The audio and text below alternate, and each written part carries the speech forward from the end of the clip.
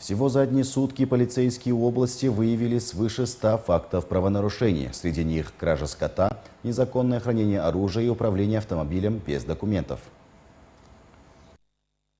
В рамках оперативно-профилактического мероприятия «Кража скота» стражи порядка проверили около 4000 домов и крестьянских хозяйств в селе Карабулак. В результате обнаружено более 3000 голов скота без документов и клейм.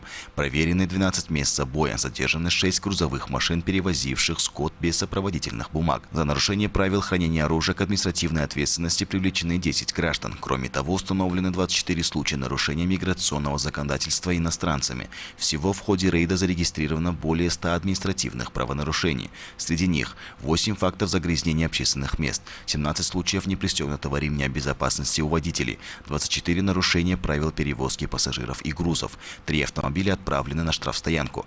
Полицейские также распространили около 11 тысяч памяток о мерах профилактики скотокрадства, интернет-мошенничества, экстремизма и о правилах дорожного движения.